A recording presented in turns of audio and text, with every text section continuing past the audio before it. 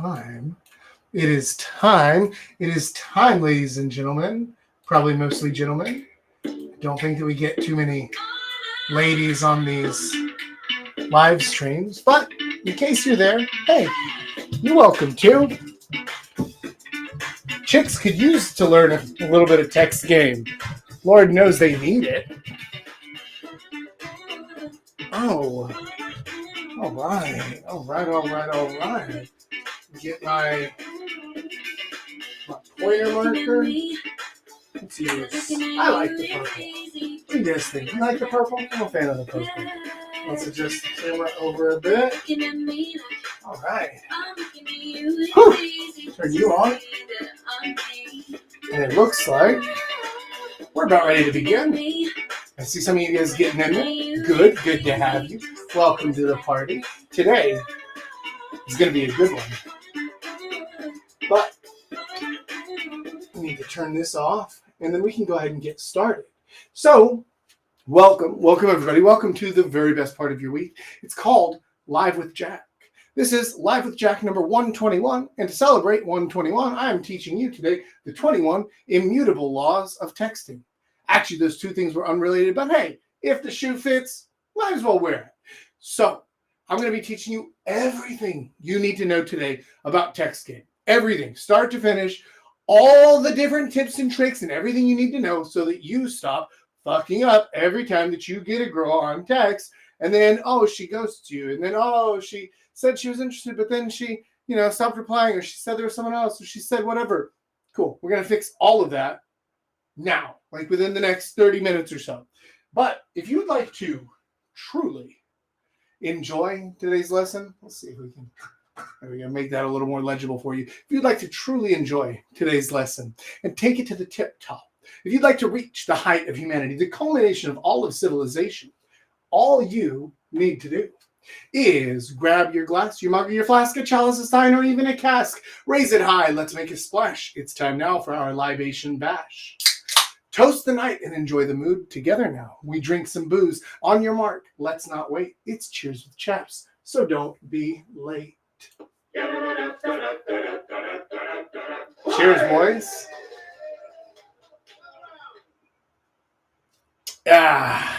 You know what? This beer gets a bad reputation for being so cheap, but I actually quite like it. It's a lot better than some of the other beers, especially by Korean beer standards.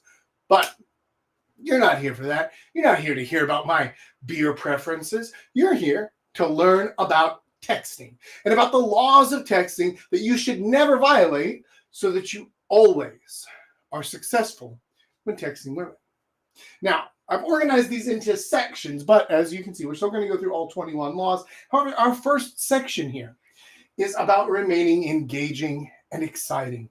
This is going to be the most important section for actually keeping the fun going. Because if you're texting a girl and it's not fun for her, she's gonna stop doing it. She doesn't have any reason to pay attention to you, to be invested in you, to go above and beyond if it isn't fun. So here's how you do that. The first thing that you need to do is you need to remember that less is more. You should say less than is necessary. This is a mistake that I often see a lot of new guys make, is they'll get a girl's number or they'll match with her on a dating app or something, and then they'll just drop her walls of text and all this stuff that they want to get off and tell her about all these different things. And, oh, I really want to do this, and I have these plans for this and this and this, and I'd like to take you to... It's way too much. Way too much. Instead, you want to keep it simple. You want to keep it calm. Treat it professionally. All that this is a very basic exchange. You're just meeting, and then you're going to set up the date. The less you say in text, the better. At least when comparing it to the walls of text. Now, obviously, you can't just do one-word replies because that won't be fun either. But it's important to not give everything up in the texting, and it's important to not scare her off by coming out too strong. Now, one of the next rules is the visual impact rule. As a basic rule, GIFs are better than images are better than text. If you can reasonably reply to something, especially if it's a question, we're going to get to that a little bit later, especially a question, if you can reply to that with just a GIF that sums it all up, that's better. Now, if you can't find the right one, maybe an image is okay, but text is the weakest option here because anything visual is going to stimulate you. And you've heard the phrase, a picture is worth 1,000 words, right? And so how many do you think, how many are in a standard GIF, like 250 images thrown together? Whatever. Use those more visual elements because they're going to keep her attention and they're going to help you to spike emotions. Now, this is a really big one that I see a lot of guys mistaking, rather doing wrong, is they don't do anything to spike emotion. Now, one of the best ways to do this is humor. Be funny. If you can make her laugh, your main goal here, when especially this is early on, is to get some sort of reaction from her. Now, this could be a great reaction, like a very positive reaction, like laughing. So if you're being humorous, if you're being funny, you make a good joke, you say something witty, okay, cool. That's good. That's a spike in emotion. If you say something if you send her a picture of some food that you're having and she says like, oh my God, that looks so good, I'm salivating right now.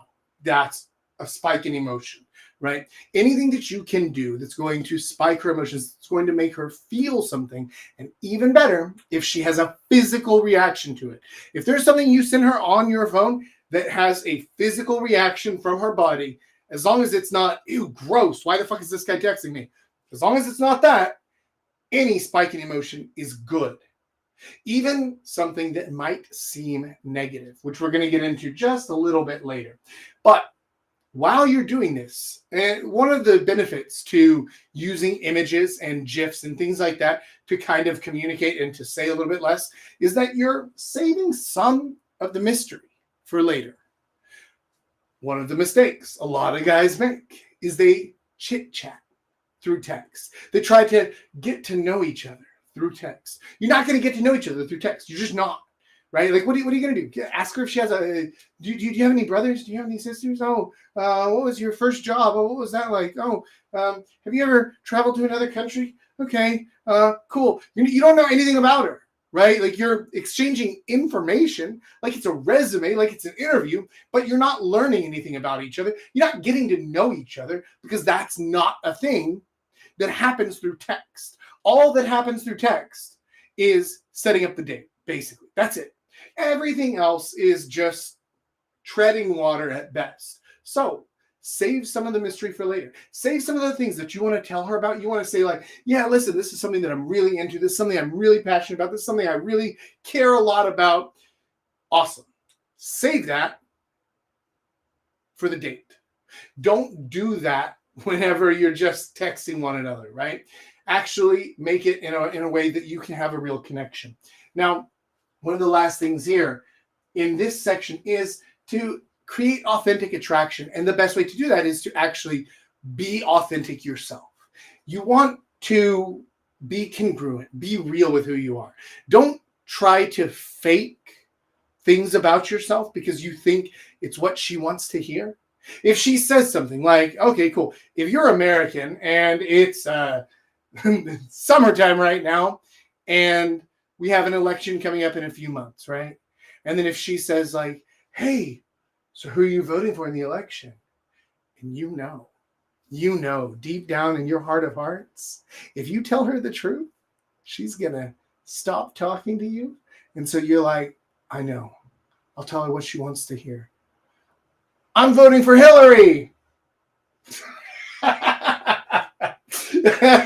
First of all, you're going to sound like an idiot anyway. But second, it's not true. It's not real. Look, you can tell her if you want, or you can follow my actual advice and don't answer questions directly, right? You can misdirect on that one. You can turn it into a joke. You can say, I'm writing in Donald Duck or whatever. Yeah, there you go. That's the way to do this. I'm voting for Donald. I'm writing in Donald Duck. That's the gig there, right? That's the joke. Turn it into something else. Or you can just tell her the truth. Tell her who you're actually voting for. I mean, hell, maybe you are voting for what's his name? Oh, Biden. Sorry, I just had a Biden moment there. Maybe you are, right? Maybe you're voting for Trump. It doesn't matter. You can tell her the truth, or you can try to misdirect, because it's actually not a fun topic, right? Especially not early on. But if you are going to tell her, don't be afraid to lean into it. Don't be afraid to. Be real, be authentic. Don't tell her things that you think she wants to hear. Same thing goes, and we're going to get into this a little bit later about being decisive. Same thing goes for other things. Like if you're worried about what she's going to think of you whenever you tell her about your politics or about your music or about what kind of TV shows you like to watch or whatever your hobbies are, right? If you're worried about what she's going to think of you and that's causing you to change your answers, then you're not going to be very authentic. And as a result, you're not going to be attractive, because if you're trying to please everybody all the time, you're pleasing nobody all the time. You're not going to actually attract anyone. You might not offend anyone, but also unoffensive or inoffensive is not an attractive trait. Nobody is ever like, oh yeah, man, I love that guy so much. He's so inoffensive. That's not a thing that anybody has ever said, ever. So be real. Be a little bit more polarizing. Be a little bit more opinionated. Be honest about what you like and what you don't like. And if she doesn't like it, fuck her. You're not a good match anyway. But you have to be authentic about these things, because it's going to guarantee spike emotions. If you take a more polarizing stance, if you say something, maybe don't go too polarizing, right? Because if you open up every Tinder match with like, I think we should repeal women's suffrage. How do you feel about that? Like, oh, okay, maybe a little too much. Maybe a little too much. Definitely a spike in emotions. Not boring. So, at least you got that part right. But let's talk now a little bit more about setting boundaries and maintaining control in a conversation. Now, setting boundaries is something that you need to do for her and also for yourself. Because, like I said earlier, less is more. And too many guys fall into this trap of sending fluff messages, of sending just bullshit. Good morning.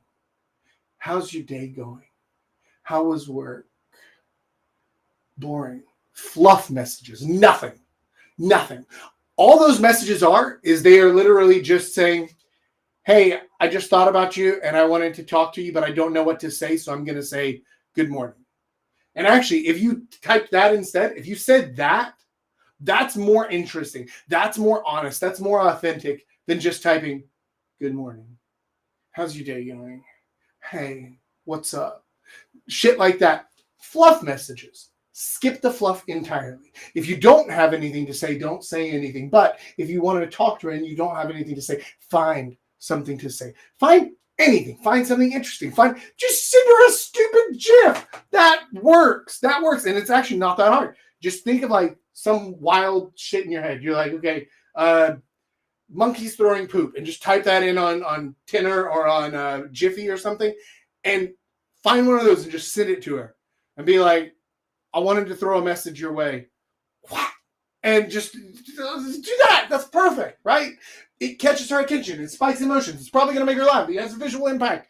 Brilliant. So much better than good morning. So no fluff messages. If at all possible, I understand there's some time issues here, and I'm going to get to that in a minute, but no fluff messages. Next, stop fucking wedding planning.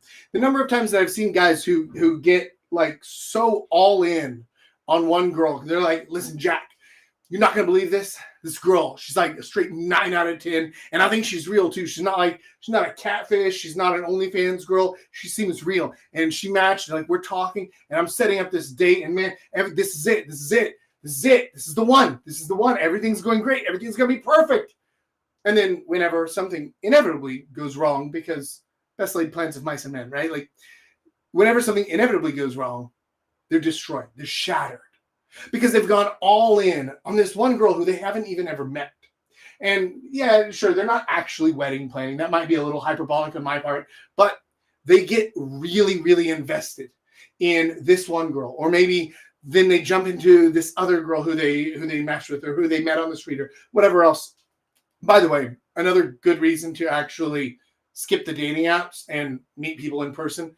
Again, when possible, which it is for almost everybody, right? Even our boy Paul out there in the fucking countryside of Norway, he would be able to meet people in person if he wanted to. Like, it's not, there's not really an excuse to only use dating apps. But one of the biggest benefits to meeting girls in person instead is that you don't get this overwhelming fake feeling about her, because dating profiles are obviously curated, right? Like, they're obviously photoshopped, because who is not choosing their best pictures for their dating app profile, right? Like, of course they're choosing their best pictures. They're probably doing a little bit of Photoshop, maybe just a little AI touch up, maybe, remove the Adam's apple, a couple of little tiny minor adjustments there, but you don't get that stuff in real life. So probably better to meet her in real life. And then if you actually do click and you do have chemistry between the two of you, then it would be worth actually thinking about things a little bit more seriously. But still, you don't go all in, right? So cut that shit out entirely. This is a fun one. So first of all, everybody's heard the rule, no double texting, right? You've heard that rule. I don't quite buy into that. I think that needs a little bit more explanation. No double texting after you ask a question. So I regularly double text if I'm saying a thing and then I say the next thing, the next part of something. I'll send a couple of messages at a time. That's okay. That's totally normal. You're just talking, but you're talking in thoughts, in chunks. That's fine. But where double texting becomes a problem is if you ask her a question and she ignores you. She doesn't answer. She leaves you on red. That's when you don't want to double text.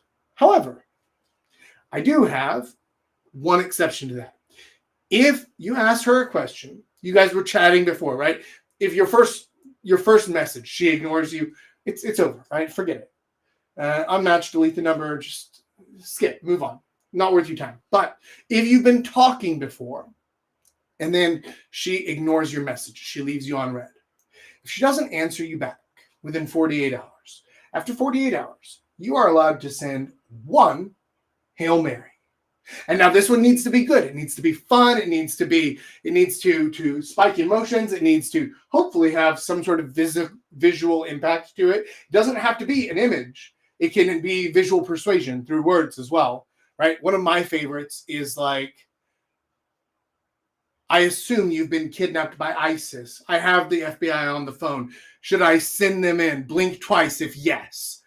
And like, that has a visual element to it where you can kind of see that, feel that. It has a humorous element to it because if she's reading it, she hasn't been kidnapped by ISIS. But also, if she's reading it, how would blinking twice help, right? Like, none of it really quite logics together. It's a complete mismatch. And so it hits the funny bone in your brain. Right. So that's an effective one that you can use for like a one-time Hail Mary that basically says, hey, I think you forgot to message me back. I think you forgot to answer me. I'm going to give you a shot. And then if she answers back, she laughs at that, then you can strike things back up. But if she ignores that, she leaves it on red, she doesn't even check it, move on. You're out. You got one shot. That's okay. It's all right.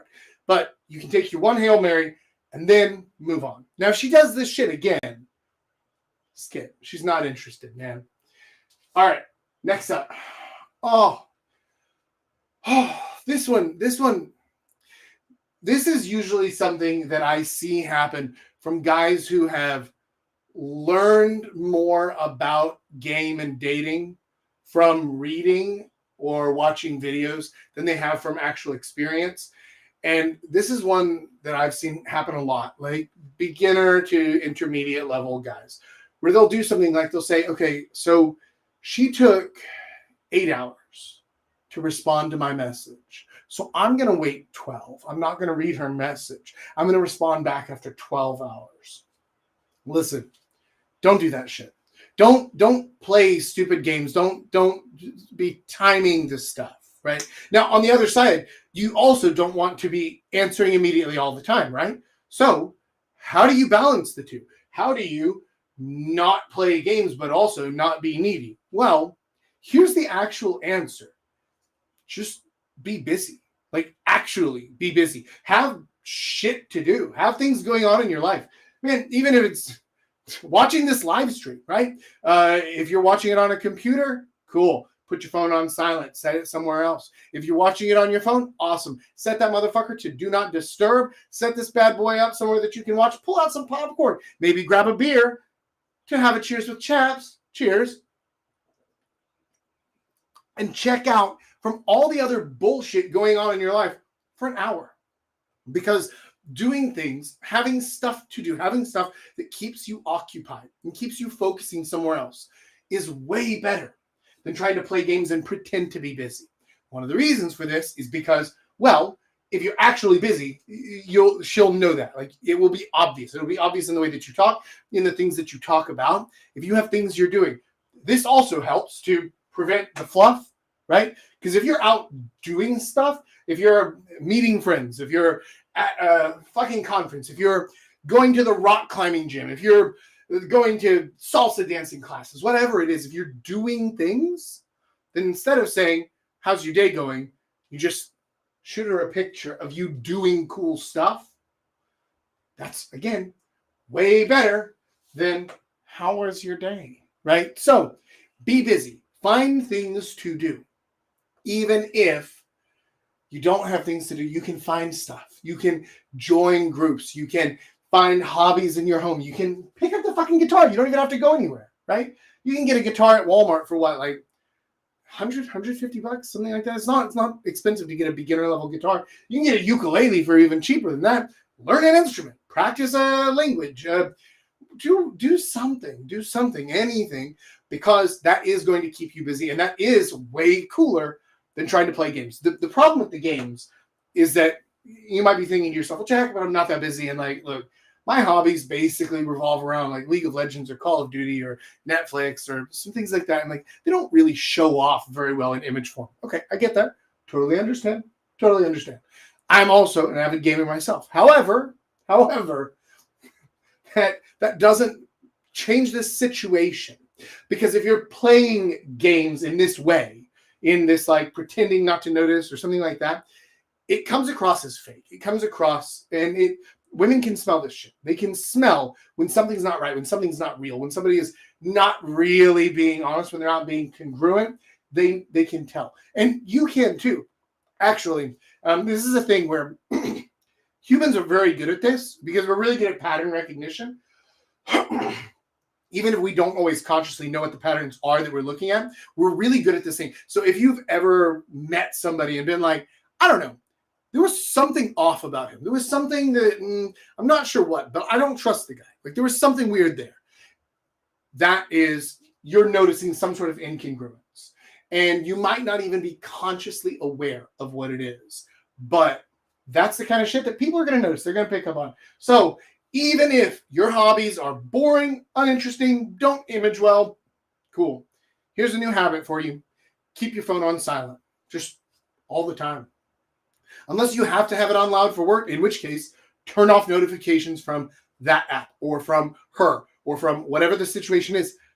Put yourself in a situation where you won't see the messages until you go to check the messages. Because if you have to actively do that, it's going to slow you down. It's going to make you actually think like, oh, I don't really feel like doing that shit right now. And it's going to make you seem much busier and in demand than you actually are. I know that's a little bit on the gamey side, but if you're not busy, this is better than just trying to pretend to be busy. All right, next. Last one here. Matching energies. Okay, cool. So whenever you're first messaging with a girl, the first couple of messages, there's going to be an imbalance for sure, in that you have to get her hooked before she's going to start like actually talking to you and opening up a bit. Usually this is the first like message to 3 messages. And I'm assuming dating app, because even though I tell you guys meet them in person, you're still going to use the apps, aren't you? Right? Like I know. I'm not an idiot, but well, I mean, I am, but just not about this. So first couple of messages, you're getting her hooked so that she's interested. But then once you guys start talking, you want to match energy levels with her. So if she's giving you like one sentence responses, or like a sentence and a question or something like that, about in that range, just kind of like a normal conversation mode, then cool. You can match energy levels with that. And you can kind of keep that going and keep a little bit of volleyball there.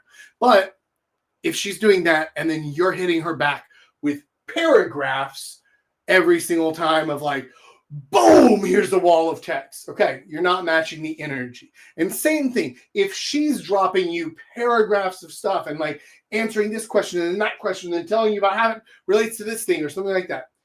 I mean, if that works for you, right? If you actually like that style. If you don't, you can tell her like, hey, chill it out a little bit. I have an idea. Let's, keep this a little bit slower. Let's keep a little bit of the mystery and let's save it for the date. But you want to be matching energy levels with her. Don't be mismatched one way or the other. Either she's giving way more than you or you're giving way more than her. Try to keep these very similar in terms of how much and how deep you're going with the text. All right.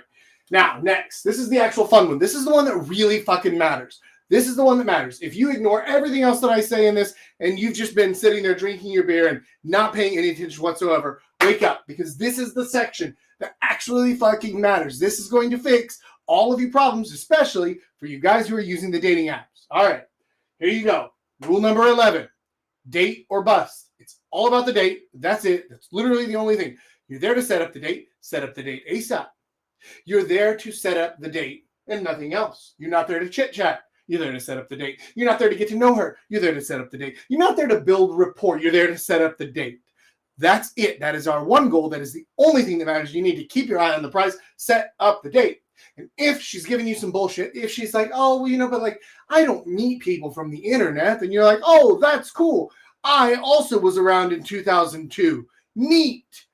That's not the reality anymore, man. Like, look, anybody who says that, they don't have any intention to meet at all, ever. So skip her, right? If she says like, oh, I don't want to go on dates, or I'm not ready to meet somebody because I have reasons, excuses. It doesn't matter.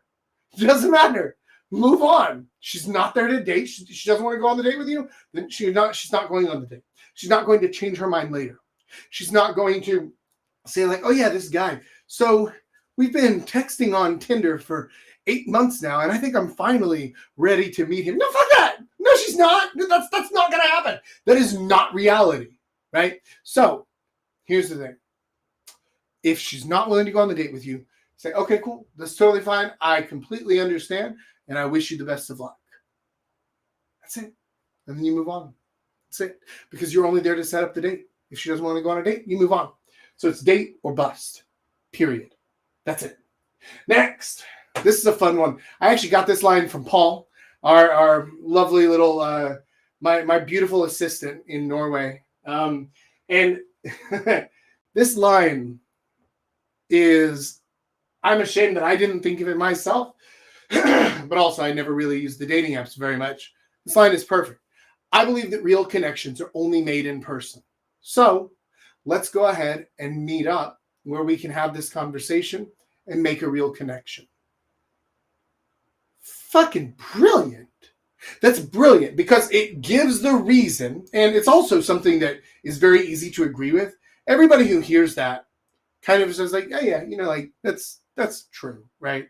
I've never felt like a real connection with somebody who I saw a picture of them holding up a fucking fish or whatever. Like, I've never been like, oh, my heart will go on and on. No, like, of course not, right? So that has to happen in person. We all know that. We feel that intrinsically. Okay, cool.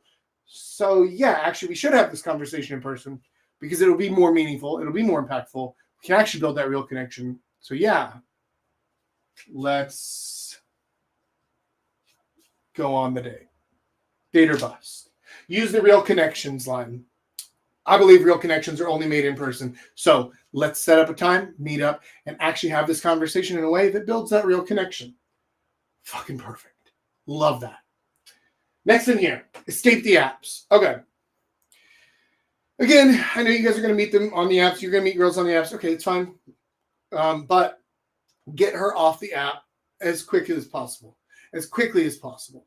And it doesn't matter if you're moving to to SMS, right? Drop me your number. I'll send you a message. If you're moving to Kakao like we do in Korea, if you're moving to Line like they do in Japan, if you're moving to fucking WeChat like they do in China, if you're moving to Viber like they use in, where do they use that? Indonesia? I don't know, probably. Using Messenger.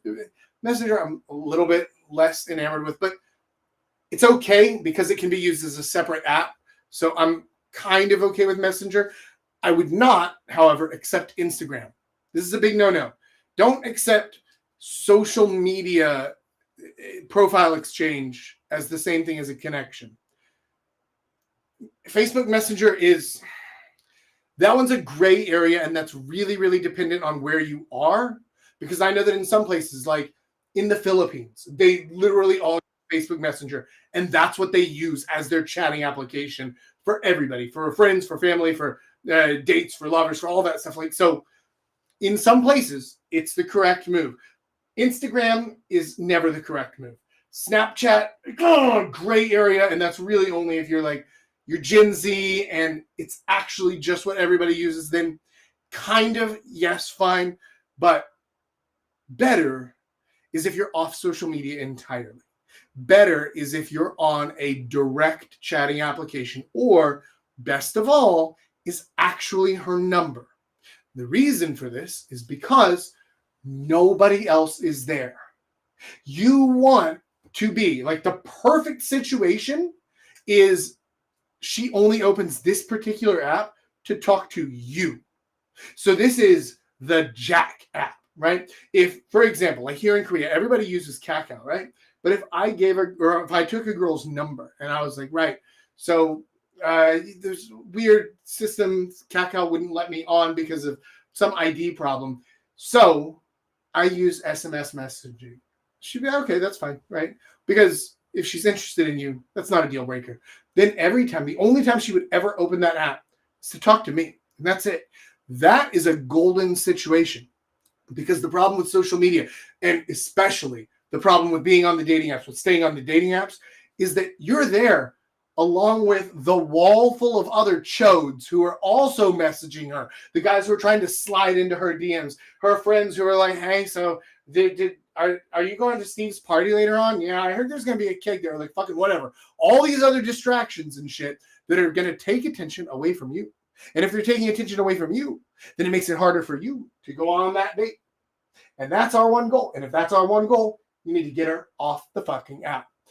On top of that, there is an additional psychological thing there of, I have taken a next step with this particular person by getting off of the app with them, by giving them my number, my Kakao, my WhatsApp, my whatever, anything like that. There is an extra step there. So she feels more invested in you, which increases significantly your chances of getting her on the date. And that is our one goal. So get her off the apps as soon as possible. Now, the next one here. This is a fun one. Reward good behavior. This, by the words alone, this sounds like some weird Andrew Tate kind of shit of like, yeah, you need to punish the bad bitches. But then if they're nice, if they do something good, then reward them, be nice to them. I don't necessarily mean it like that. Although, hey, maybe it'll work for you. But what I actually mean by this is, if she asks you something, she asks you for something. So she asks you for some information about yourself. She wants to know you more. She wants to find out more about you. Cool. You can use that as a reward. She's asking you for something. Use that as a carrot that you can offer her. Be like, I see what you're doing there. You're trying to find out more about me. You want to stalk me on Facebook? You want to Google me out before our date? Okay, well, listen. That's fine. You can Google me all you want, but I'll tell you my real secrets on the date. Okay. You can have fun with it, right? Make up some stupid shit. Be like, yeah, technically speaking, I'm under an NDA with the government, so I'm not allowed to tell the secrets about what I actually do for work. But maybe if we're on the date in person and we can put the phones away, then I might be able to tell you in secret and turn it into a gig, right? Turn it into a bit. Or don't. Just make it like oh yeah, cool. I'm happy to talk about that, but I don't really feel comfortable texting all that stuff, or it's just not something I like to talk about over text. Let's meet in person and I'll be able to tell you more about it. Whatever. You can have fun with it. You can be a little bit more flamboyant. You can be a little bit more subdued with it. But Either way, you can use it as a carrot to reward good behavior. And the good behavior you're trying to reward, the thing you're trying to incentivize is go on the date. That's all that matters. Go on the date. Last thing here. Make clear, decisive plans. Okay. There's no faster way to get a girl to ghost you other than maybe a dick pic. Dick pic's fastest, okay? But second fastest way to get a girl to ghost you is, hey, we should totally do something sometime. The fuck does that mean? She's just going to answer back with like, lol, okay. Right? Because like, what do you say to that? What do you say to that? That's like whenever you run into somebody from a high school at the grocery store and you're like, oh yeah, we should totally grab some coffee and catch up sometime. Yeah, man, definitely. All right, cool. Well, I'll talk to you later. Bye. Like, you both know. You're not going to meet. You're not going to talk because you're making indefinite, unclear plans. So do the opposite of that. Because our goal, remember, is to get her out on the date. Here's how you get her out on the date. Make a very clear, decisive offer. Make it obvious. Hey, I would like to take you out to this place to do this thing, or to have this thing, or to try this thing, or to see this thing. Let's go do this thing together. Let's have a date where we let's do this on this day. Or how's this day? Does this work for you? I think I can do this day. All of those are totally fine. Don't overthink that part. A lot of times guys will overthink this and be like, but if I ask her, like, does this day work for you? Isn't that being needy? Like, fuck, this is less important. That's far less important. That's a small little detail. Much bigger detail is ask her on the date. Make it clear what the date is. Say, I'm going to take you on a date. We're going to do this thing. Let's do this on this day at this time. Cool. Clear, decisive plans.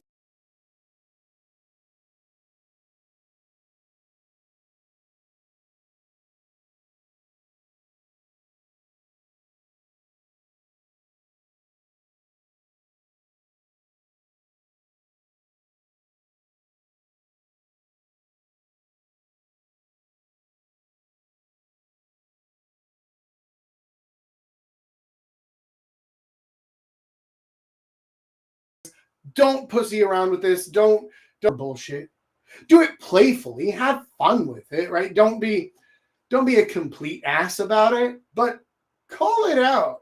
If she says something, like if she doesn't message you for 24 hours and then she messages you back the next day and she's like, lol, my phone died. You're like, what? For 24 hours? Did you drop it in the toilet? Like, no, it didn't. But that's okay. Like, I'm not mad, but look, it's all right. You forgot. You were smoking too much pot, weren't you? Right? And like, call it out, but then follow that up with, you can make up like a playful excuse or a joking reason for it, something else. But basically, you're aiming to let her know that you know it's bullshit. The goal here is actually to not call her out in a negative way. We're not trying to say like, no, bitch, I know you're lying. I know you're lying. That's not what we're doing at all. We're just saying like, oh, listen, you don't have to play that shit around me. Like, I see it. I understand. I know what it is. Just, how about we just skip that part and you just say, sorry, forgot to message. Okay? That happens. Sorry, was on a date and I slipped my mind. Sorry, I got blackout drunk. No idea what happened, but I think I slept with one of the Rolling Stones. Anyway, whatever it is, be honest about it. It's fine. Call it out playfully. Have fun with that. The next one, this one kind of ties back to this one over here about putting all your eggs in one basket and getting all in on one girl. Listen, everybody is replaceable. Everybody is replaceable. The fucking Pope is replaceable. The president is replaceable. Everyone is replaceable. And if the fucking president is replaceable, the girl you matched with on Tinder is replaceable. Don't get all heartbroken. Don't get all butthurt just because things didn't work out with this girl. Things didn't work out with that girl. I approached this girl. She nexted me. I approached this girl. She laughed at my haircut. I approached this girl. I talked to this girl. Things didn't work out. Like, whatever. Okay, cool. She's replaceable. They all are. here's the other important side to this.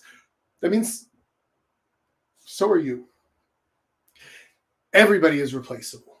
Make yourself as irreplaceable as possible while still maintaining in your mind and understanding completely that she is entirely replaceable.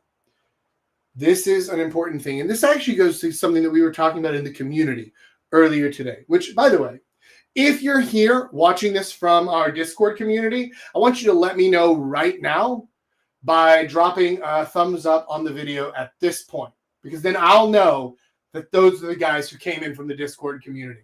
So earlier today in the Discord community, we were talking about some experiences that some people had out here, and they were saying like, yeah, we kept buying these things and the girls would come over and have drinks with us, but then they wouldn't stick around. And I was like, right, you commoditized yourself. You made yourself infinitely replaceable. You're replaceable by anybody else who has money or booze. That's it. So of course you got replaced because you were replaceable. But instead, if you make what you're doing all about experiences, if you make it about something that is unique to you, if something is absolutely inimitable, nobody else can do it the way that you do, then you actually aren't, well, you're still replaceable, but she's not able to get that same experience somewhere else. So you're making yourself as irreplaceable as possible. You still are replaceable. So don't get a big head about anything. But also remember, she is super fucking replaceable. Because how many women have you ever met who are genuinely, actually unique? And there's nobody else like her in the whole world. Not many, right? Most of them are kind of carbon copies of one another. So if that's the case, and it probably is if you're just meeting her on a dating app or something, because you don't know anything unique about her yet. She's replaceable. Don't get too excited. Don't put all your eggs in one basket there. Be ready to move on at a moment's notice, because she is. Next, emoji equality. Okay. So, emojis. Can I use emojis? Can I use a smiley face? My answer to this is always yes, absolutely. I love using emojis, but I also use emojis and I use gifs and I use images and I use all of this other stuff because that's all part of visual impact. Now, if you're just using an emoji and it's just a smiley face at the end of every single message, like when your grandmother tries to text you, it might be a little bit weird. It might be a little bit awkward. Pay attention to what she's doing. If you aren't very good with communication and using subtext and using emojis to like really drive home a point or something, if you're not very good with it, then you can actually tie this point to this one about matching her energy and see how often she's using emojis or how often she's using those extra textual things. And you can kind of base your use of these things on her. But if you're good at it and you know what you're doing and you're confident and comfortable in doing it, have your way with the emojis. Go to town. Send her all the fucking gorilla emojis, because I know Julius and I do that all the time. Next one, keep it light, keep it fun. The last thing you want to do, especially if it's before you've actually set up a date, before you've hooked up or anything else, before you're dating, before anything is serious, the last thing you want to do is turn the conversation into this like serious affair of like, let's dig deep and let's get to know each other. You can't get to know each other. Real connections are made in person, remember? Because we're going for the date. Anyway, keep it light, keep it fun, keep it playful, keep it moving. Don't get distracted. Remember, we're still focusing on the date. Nothing else matters, right? But keep things light, keep them fun, keep it whimsical, make it funny, keep the jokes flowing. Don't get too serious, right? Don't open up with something like, so how many nice guys have you friend zoned off this app? Like, oh, fuck, Jesus. Oh, get out of here, incel, right? Like, don't be that guy. Don't try to walk in with a fucking sledgehammer when a tiny little chisel will do. Keep things light, keep them fun, have a good time, keep the conversation flowing, and remember to point it towards the date. Next, tease effectively. Kind of tying to the call out bullshit playfully. tease her about things, right? Something like if she says that she's, I don't know, an avid reader or something, and you're like, no, that one's too gross. That one's too gross. We're not going to say that one on the live stream. But even if you say something like, wow, you're such a dork. I can't believe it's actually working for me. Or something like that, right? You kind of tease her and then you pull it back into like, but it's fun, but it's a good thing. Something like that. You want to be making light jokes, light teases about her. If you're so busy reading all the time, then how do you ever have time to set up a date with me? Or like, well, we're going to have to put the books away for a little bit so that we can, oh, I have an idea. Instead of going to Norebang, maybe we can set our date up at the library after hours. It's just fucking tease, play, right? Make ridiculous jokes, ridiculous statements. Have fun with it. Again, keeping it light. And the last thing here, compliments. Compliments. One of my clients asked me about using compliments the other day, and I told him the truth, which is I use compliments all the time. But compliments are only effective if, one, it's genuinely true. Two, it's about something that she chose, not something that she is, not something that she has, not something she was born with, but something that she chose. And three, it's given sparingly. It's given only in certain situations when you are genuinely taken aback or impressed by something. If you open up a conversation on a dating app with damn hot AF, like, oh, first of all, that breaks all three rules, right? But it's just ineffective. So control your compliments. If you're going to compliment something, make it very specific. And don't compliment things every single time you talk to her. Even if you feel like it. Even if you say, but Jack, that's authentic. That's really who I am. No, it's not. No, it's not. You're just trying to do the thing that got you a good response the first time. And so, like a fucking dog who's trying to do the same trick again and again and again to get a treat, you're just trying to repeat that action, but you're not actually meaning it. You're not actually thinking through it. There's no actual emotion behind it. So if you're complimenting somebody every time that you see them or every time that you talk to them or whatever, it's not real. And people get icked out by that. They get grossed out by that because it feels incongruent. Now, there's one person I have ever met in my life. I've met tens of thousands of people in my life. I have no idea. I literally have no idea how many people I've met in my life. And I've only met one person who can give a compliment every single time that he sees me, and every time it feels genuine. Now, Julius knows this guy. We went out to dinner together a couple of weeks ago. And listen, this guy, he's the only person I have ever met in my entire life who's able to do this. So you are not able to do this. But let me tell you, even though this guy is an absolute master, one of the most charming and disarming people that you'll ever meet in your entire life, I spent about 6 months thinking that he was just fucking fake as hell because he gave compliments every single time that he saw me. And not just me, but every single time that he saw anybody. He gave compliments about everything all the time. And he was always way too positive. And I thought he was full of shit for about 6 months. So unless you are willing and able to commit to being that person so deeply all the time, like if you've ever seen The Prestige, the trick wasn't the show. The trick was the limp that he had all the time. The trick was the full lifetime of acting.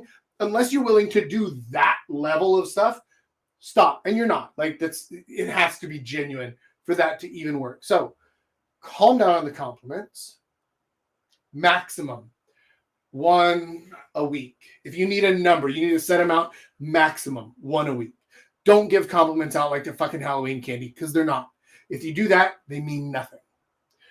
Now, that is 21 immutable laws, absolute truths about texting that will help you to turn more of your matches into dates. It will help you to keep more of your dates attracted to you and stick around so that you can turn the dates into actual relationships, and it will help you to better communicate with the people who you want to, the people who matter most to you, which is the girls that you're trying to stick your willy in. So, if that has been useful to you, if any of this flicked on a light bulb for you, if any of this made you think, wow, that's actually a really good idea. I think I'm going to use that. In fact, I think I'm going to use that tonight. I think I'm going to use that today. I think I'm going to use that with the next girl that I match with the next girl that I approach.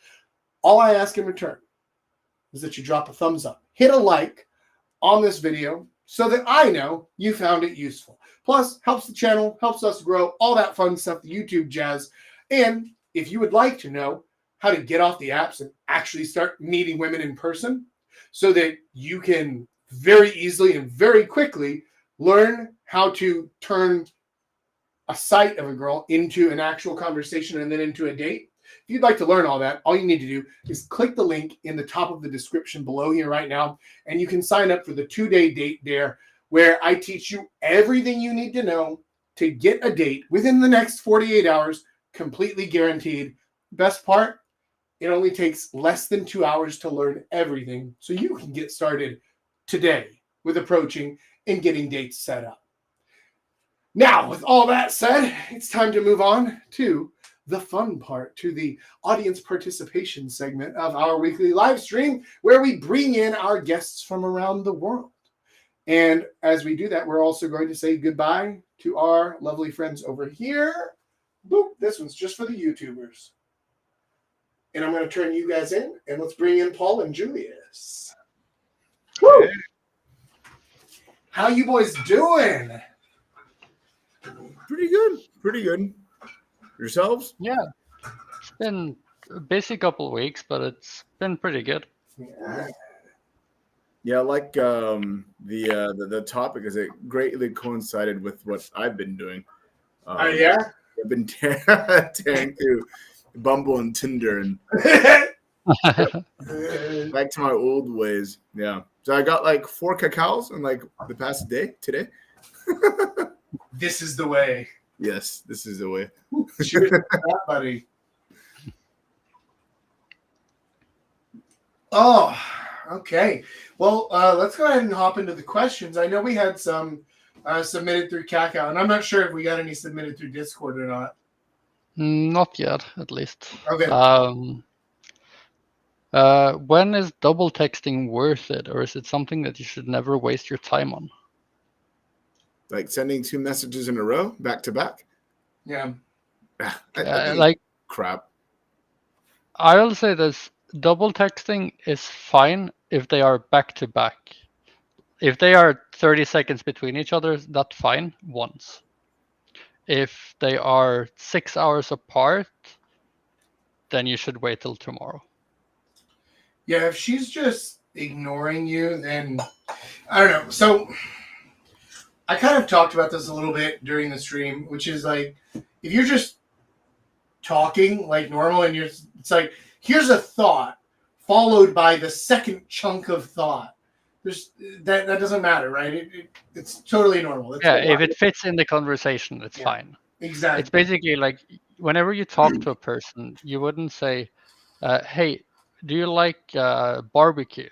And then stop there instead of following it up with, but because I know this really good barbecue place, right? And you will see a lot of, at least what happens to me once conversations over text gets very fast going, like if they're actually very interested, you will actually be having 2 conversations at once about 2 different topics on top of each other. And then you need to double text, right? Sure. So it's not that it's bad, but if she's just ignoring you, then there's no point. Yeah, I think if the conversation is going really well, then you really don't have much to worry about. Like if you double text, like if say she just had a busy morning, read your message but had no time to respond, and then you, I don't know, talk to her again. I don't think there's much of a problem with that, but only because you've been texting so much. Now, if she's like a really slow, terse responder, and you kind of feel like she's not into you, then she's probably not into you. So, if you go, hey, good morning, what's up? Have you eaten? What's going on? Any plans this weekend? Then, yeah, she's not into you. And just give it up. And the double texting So- was not the biggest problem with that line. Yeah, Yeah, that that's was 4 dead questions. yeah, that's kind of like yeah. Get creative. Like literally with one of the girls whose numbers I got, I was talking about the Lion King in Aladdin. You know, so perfect. Yeah, that works. As far as the double texting goes, I really dislike telling people rules like this because they tend to get really attached to the rules. Yeah. And I understand that impulse because the thought there is like, I want dating to be like everything else in the world, which is there are rules to it. And if you follow the rules, then these things happen, right? If I deposit money in the bank, I will get interest returned at this precise percentage amount. I know what the rules are. And so they want like rules and structure to things. Like a set thing, but that isn't the reality, right? Like I feel like rules about this are the same as like rules about poetry, where like, dude, you can have poems that don't rhyme and it's totally fine. yeah.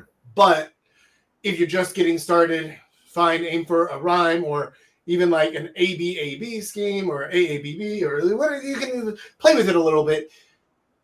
Same with double texting where like there's no hard and fast rule.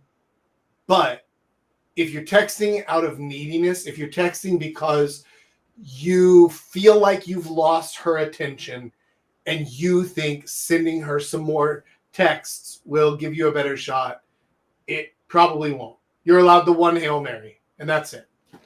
I think the general rule is if you are bored, if you're texting because you're bored, you better not hit send. That's if there's one rule there should be about that. If you're texting because you are bored, then you shouldn't hit send. I'm kind of okay with that. But yeah. All right. Especially early on in a relationship. Yeah. If you're texting because you're bored, text. Like, I think when it comes to text game, it kind of ends after you've been dating for 2-3 weeks. Yeah. Like then you can do whatever the fuck you want. Yeah. That's true. That's true.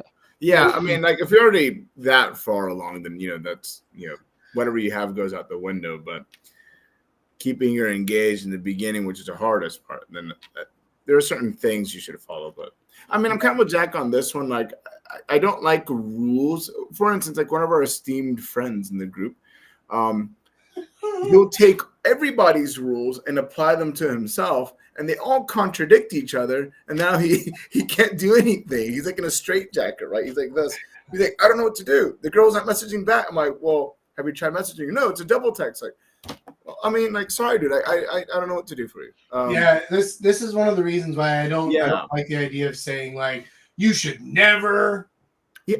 Whatever. Like, a lot of this text game, it kind of reminds me of fashion where there's like a rule, like you can't wear white after Memorial Day or only after Memorial Day, but not after Labor Day. Like there's so many stupid things like suits and all that. Like just do what you want. Just don't look like a dumbass. That's it.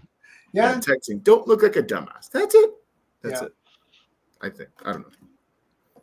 Yeah. I mean that. Yeah, I think that's. I mean, it's basically for me. my Don't look like a dumbass. No, I mean the problem obviously is that like guys who don't have much experience don't know if they look like a dumbass or not, right? That's like telling me like, oh, you want to dance? Okay, cool. Just go out and dance, but don't look like a dumbass. Like that's not gonna happen, buddy. Oh yeah, I mean that's why I don't dance, but yeah, I don't know what that looks like. And so if that's the case, then yeah, you can use any one of these kinds of rules, but they aren't rules. You could use the don't text if you're bored, or don't hit send if you're just texting because you're bored. You could use the don't double text if you've asked a question first, or you can use the don't double text if it's been more than 2 minutes or whatever. Like you can use any of these, but also be ready to just drop them when the situation doesn't fit. You know the feeling that you get right? Like whenever you're texting a girl and she's just not that fucking into it, you know what that feels like. We've all been there. And when you're there, like, just accept it for what it is, and it's okay. There's nothing wrong with it. Yeah, think of it like a conversation. Like if you get to the point where it's that's really, really long, awkward silence, then you know you're done. Yeah, fair enough. Yeah, of course. Next question. Yeah. Next question is, he says, I notice when Jack gives advice recommendation in Discord for texts to send, they tend to be highly enthusiastic, but also longer, where a girl's limited English might be confused. How do you adjust your style for girls with lower English understanding? The honest truth is I don't. First of all, it's text. If they struggle, they will paste it into Google Translate or PapaGo or whatever. It doesn't matter. It should be very clear what you're saying in English, but as long as the English is understandable to a translator, it should be perfectly fine. That's my opinion about I it. completely agree. Yeah, just speak in a way that isn't like with metaphors and is very easily translatable. Try not to use too much slang from like a certain region or sound like a TikToker, because that stuff obviously doesn't translate really well. And so certain things too, like if you say "hey," while in English it's still a very informal yet friendly way of communicating and saying hi. In Korean, it's too direct and comes across as a bit rude. So you may want to be careful with that one. Yeah, I like all that. Honestly, I feel like, I mean, first of all, obviously, because it came from within our community, it was written by a guy, but also it just feels very much like it was written by a guy, because it's like the words will be words and the words might be confusing words. And I'm like, you're missing it entirely, man. Like, a chick she'll read the words, and even though, yeah, maybe her English is limited, she'll read the words, but she'll feel the feelings. She'll feel what you're doing. Also, be an emoji master.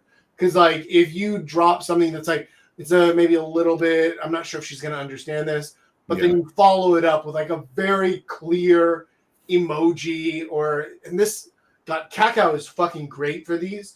Also, Line is pretty good too, but Kakao, as far as I'm aware, is the best app for all the cool different emojis and stuff. And listen, you drop in the right emoji after that, and she'll understand you perfectly. I wouldn't worry too much about the words you use, the energy you put into it. And I don't mean the energy put into writing the message and crafting the perfect thing. I mean, like, if it feels energetic, if it feels enthusiastic, she's going to feel that. And that's really what you're going for. The same way that when you're talking, right? Same when you're talking. She doesn't need to understand every fucking word you say. She just needs to get the feeling, right? Oh, sure. It reminds me of like the message boards back in the 2000s, or like people would write something, but because there were no like emojis or pictures that you could post, they would take the message a whole wrong way. Yeah. Right? So do the same with Kakao. Just throw in a bunch of emojis. Buy some. They're really cheap and they have a lot of cool ones, like the Pokemon ones I'm a big fan of, or like whatever Kakao friends they have. Girls think they're really cute. Just go nuts with them. Street Fighter. Yeah, the Street Fighter one. That one like broke all the copyright rules, but you still have it. They're not allowed to sell it anymore. Yeah, I'm so jealous of it. I'm so jealous. So jealous of them. But yeah. Oh yeah, get some emojis, but also they have tons of free ones as well, and like they're super useful. So basically, learn how to communicate the same way that people do in their culture, right? Which in Korea, everybody uses emojis all the time. Like, your boss will drop you a fucking emoji if you say like, hey, I'm gonna get there like 10 minutes late, I got stuck in traffic or whatever. Then she'll drop you back like a big like, okay. Mm-hmm. And like it's just how they communicate here. And so learn how to communicate the way that they do here in Korea, and you'll be all good. But also trust the girl to understand the emotion of your message. more than the words. What's our next question here? The next question is, what is the best way to leverage voice notes and or sending pictures to break up your texting pre the first time you sleep together?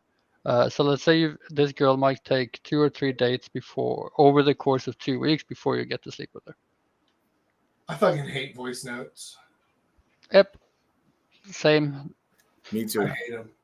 I only like them on Instagram because you could fast forward them, but you can't on Kakao. WhatsApp. I used to like it on Snapchat because then they had this feature that you could auto transcribe them, so I could actually read what you're saying instead of listening. Oh man, that sounds great. Because listening to voice notes is one of the most annoying things in the world. Yeah. If you want to use, if you want to use voice notes, call them instead. Yeah, I've never had girls send me voice notes unless it's like a close friend where we can't call, but it's faster than texting. But with women here, they've not one has sent me a voice note. Yeah, I don't think so. Don't use it. I have very, very, very, very, very rarely used voice notes. One useful way that I have used voice notes in the past is whenever I was back when I was focusing on my music career, I would sometimes be like, okay, cool, I'm just gonna learn like a Korean song, and then I'm just gonna write like an acoustic version of it. And so I'll pop open the voice note thing and send a girl a recording of me singing G by Girls' Generation, but in an acoustic Beach Boys style. And then it's effective because, first of all, I'm sending her something that's like value drop kind of thing. But second, because it's not an audio file, it feels very personalized. So there is a place for using them, but it's very, very niche, right? It doesn't have to be you writing music, but it needs to be something where I could be sending this to everybody all at the same time, but I want to send it specifically to you, and it requires you to listen instead of just read. So there is a situation for it, but it's very rare. I wouldn't use voice notes. Images, however, which you mentioned, big fan of that. Image drops through text, very useful, very effective, especially instead of saying something like, hey, how's your day going? Be like if Julius right now, if he wanted to text one of his new girls, instead of texting her like, hey, how's your day going? He would turn around and just take a snapshot of him on a live stream here and be like, hey, I'm live in front of the world. You want me to tell him something for you? Something like that. That is a cool value drop that you can use. But it also has to come with the text. Yeah, you can use it to come with the text, or you can, just send a picture of like whatever you're having for lunch, and it looks really good, and you just send that. Perfect, right? Yeah. Yeah, exactly. I was like, that is smart. Yeah, like there are images are 10 times better than, hey, how's your day going? Hey, how was work? Whatever. Because it's like, here's what I'm doing. What you got? Right? Images, big fan of that. Voice notes. Yeah, I think before for the first couple dates, I'm a more fan of gifs than I am of actual pictures. Love gifs, yeah. Yeah, because I feel like at that point, like, you haven't been dating long enough for them to care about how your day is going anyway. At least that's what I'm thinking. Like, I don't care what you do between 9 in the morning and whenever you come see me at night, right? We're busy. Yeah. Like, especially for the first couple. Yeah, it's especially for the first couple. Like the question was pre the first lay, right? So at that point, I think it's like every text you send should be about setting up the next date anyway. Yeah. Yeah, I mean, I'm with Paul on this one. Like, this girl, I open up to, I talked to on Bumble, Tinder, I don't know, doesn't matter. I asked her like, hey, what are your opinions on tacos? And it worked. Yeah. Actually, And, yeah, go ahead.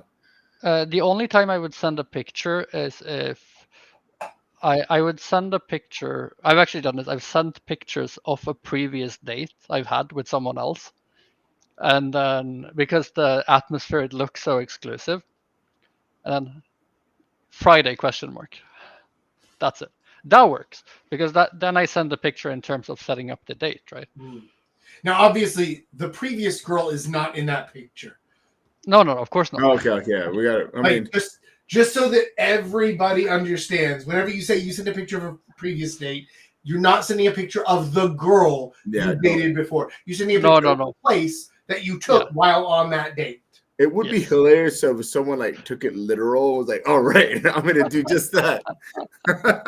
Maybe they put an emoji over her face. I'm like, "Oh, yeah." Like, who's that girl with you? Is that your sister? Oh no, that's my ex. Don't get me started on her. She was a bitch. Like, no. She gave me herpes.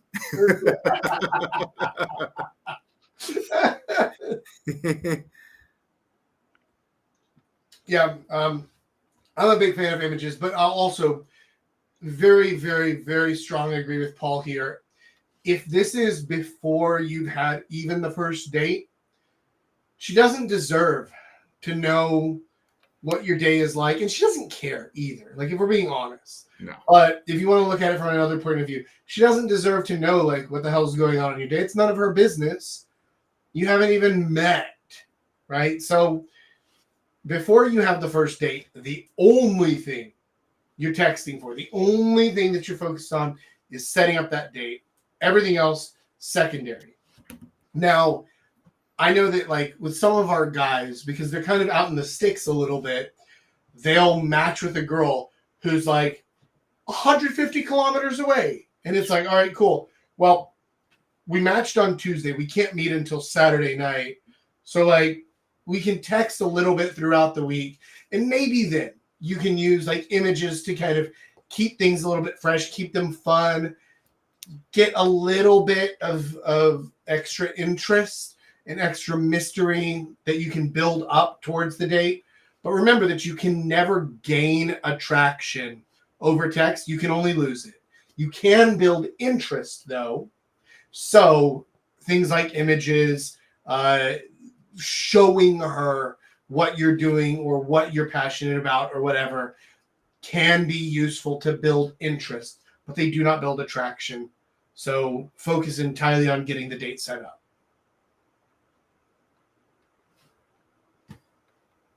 Cool. Next question. The last question, we got kind of a little bit in on this already, but for Korean girls specifically with limited English, is there anything you find that you should avoid sending over text because it usually confuses them? Could be sarcasms, phrases, specific words, etc. Idioms. English uses a ton of idioms, and you don't realize it until you get out of a native English-speaking country, but we rely on idioms all the time.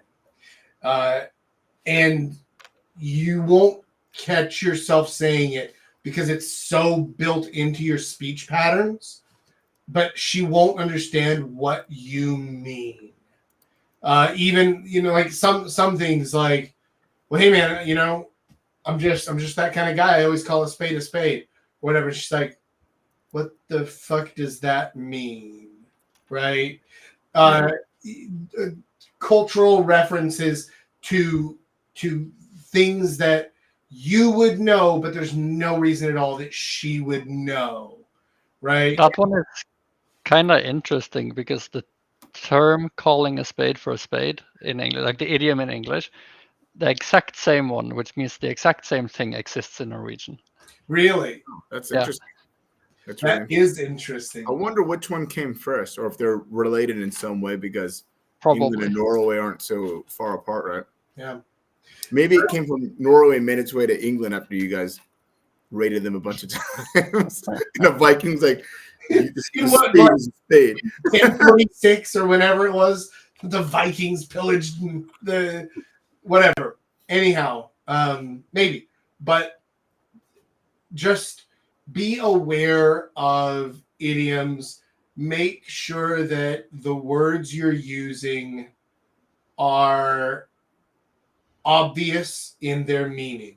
That they don't, I want to interject. Certain words that are pretty, they have a much stronger or negative connotation in Korean than they do in English, like the word crazy. Yeah. That's a word I stay away from, because in English it's kind of like, oh man, that's crazy. But if you say that to a Korean, it's like a deeply offensive word. Yeah. Right. So same thing with I don't care, because we use I don't care to also mean like I don't mind. Right. Like I don't care either way. It doesn't matter to me. But and also like we use it the same way in Spanish as well. Yeah. Right. Like you're just like, oh, it's okay either way. It doesn't matter. It's not whatever. Right. But in Korean, I don't care literally means like I could not possibly give a shit about this. This is so far beneath me. And so they'll lose their minds about that one. So yeah, I try, instead of trying to like avoid specific words, I try to, like, especially early on, I try to only use words that are that has like, it's like, it's not negative, but like there's not negative words. Right. So try to just use words that are generically positive instead of trying to use the negative words that are invertedly positive in certain certain situations, right? Like that's crazy, which is the same as that's insane, or that is very good, right? They all mean the same, but because we use the idioms and the reverse negative, the implied reverse negativity. Yeah.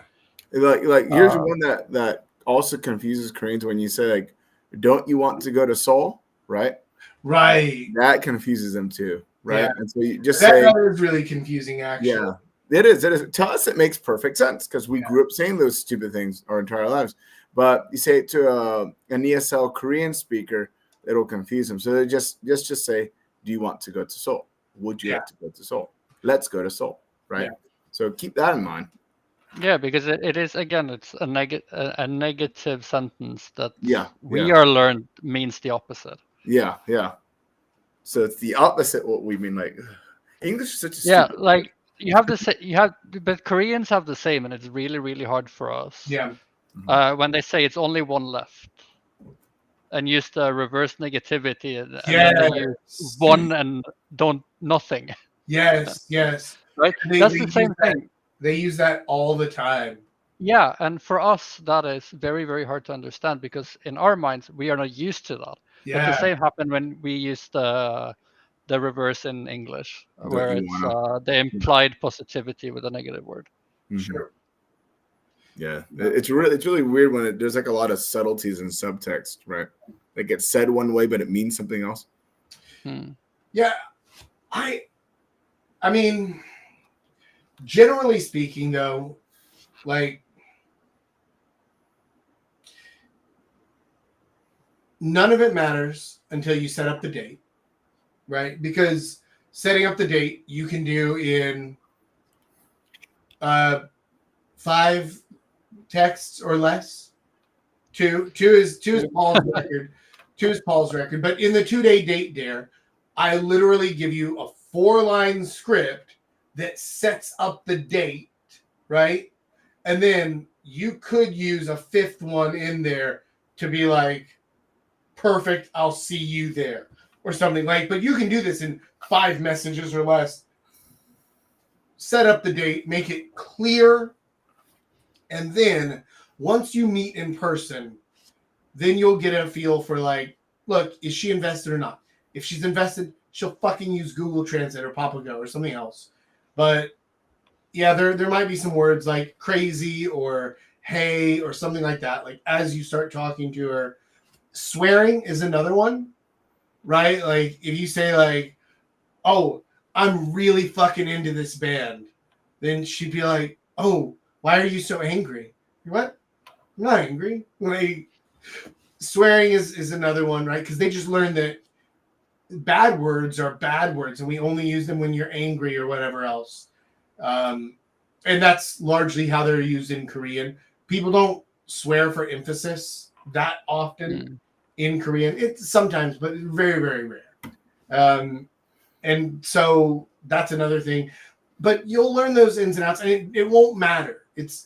That's not important. What's important is set up the date, get on the date, build the chemistry. Then you're both invested, so you'll start to understand each other better. Period. I think that's really the biggest thing to focus on there. Yeah, I think the same. Like, and just as a general thing, when using language and swearing, avoid it for as long as possible. Yeah. Swearing it's definitely not a sexy trait. So keep it for the boys for as long as you can. Yeah, I wholeheartedly agree. I try not to, unless it's just kind of like PG-13 swear words, like, oh, damn it. Oh, it's hot as hell in here. But you don't want to say, like, the F-bomb or anything like that, right? And not if you're trying to impress a girl in the beginning. Why are you giggling? that is not a Papa Jack rule at all. That's my personal rule. I try not to. Oh, Papa Jack has a dirty mouth. He swears like a sailor. That's okay. Right. It's part of the thing.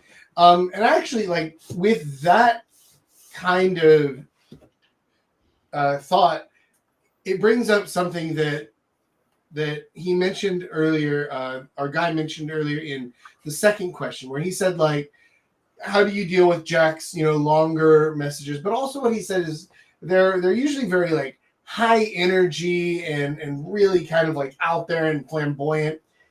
How do you, and I'm actually curious because I don't know the answer to this.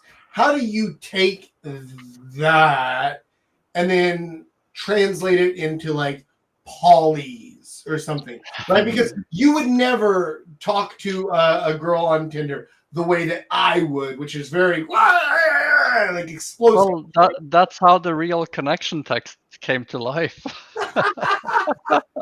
Is that's how it came to be? You Yeah. did something that I told you to make, and then you were like, okay, let's just make this. Then I went like, fuck this, I'm gonna do something else. Mm. No, what is important is to look at those texts and then look at who Jack is. Because while it works for Jack, because you are this high energy, very flamboyant person, it's really, really hard for me to pull that off. Right? For me to pull that off, it has to be something that I am already really, really excited about. Yeah. So I tried to make something that makes sense for me and my personality, but taking, like, the guidelines of what I like, the goals of the message.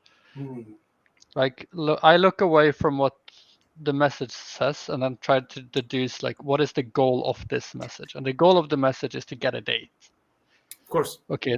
And then in a perfect world where I can do and say whatever I feel is right, what would I say in this situation? And hence the real connections text was born. And that one works very, very well, especially for me, because it is true to who I am. It's not over the top. It's serious but playful, and it's straight to the point. Yep. I think that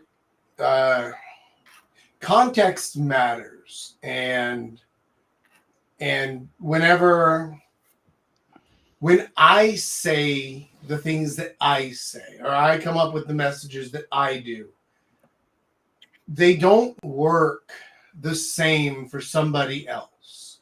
The same way that, like, Elon Musk can tweet, "I'm pooping lol," and it'll get 1 million likes. But if I tweeted that, it seems like gross and weird and like, okay, and no one's going to be interested, right? So context around things makes a big difference. So who I am and who this girl knows me to be, even if she's only seen my profile and we just matched, that still is the right context where my messages come through correctly. But if your personality and your profile and all that, if it doesn't match this style, it's not going to work. But you can still understand why this thing works. What is the basic principle at work here? Whenever Jack is going over the top, when he's saying this thing, what is the point? What is he saying? What is he trying to convey? How can I do that in my way? You're basically translating from Jack language into your own language, but the meaning and the core of the message stays the same. That's the important thing there, is that you understand the underlying principles. This is why whenever guys like message in the Discord and they're like, how do I respond to this? And it's like, we can't really tell you, because we can tell you how we would respond to it, Right. but that's 20 different answers in 20 different contexts, all of which would only work for the person who said it and would not work for anybody else. And none of those things are going to work for you. But they all probably follow the same basic principles. So This is the thing, is you have to understand why the messages work, not what to say. Couldn't agree more. I 110% agree with both of you. Cool. Well, guys in the live chat, if y'all have any questions, like, now's your chance. We're about to wrap this bad boy up. But unless we have any more questions from you guys, or Julius, if you'd like to talk us through what you're doing and what you're going through, or if you don't want to in public, that's fine too. We can go offline and do it in backstage. Let's do backstage. Let's do backstage. Well, then in that case, boys, it's been fun. Thank you for those of you who have watched till the end. And if you haven't done it yet, seriously, drop a thumbs up. It makes a big difference, right? Because like one more thumbs up increases our thumbs up rate by like 50%. so actually, like it really does. It makes a big difference. It helps YouTube know. And thank you for watching till the end.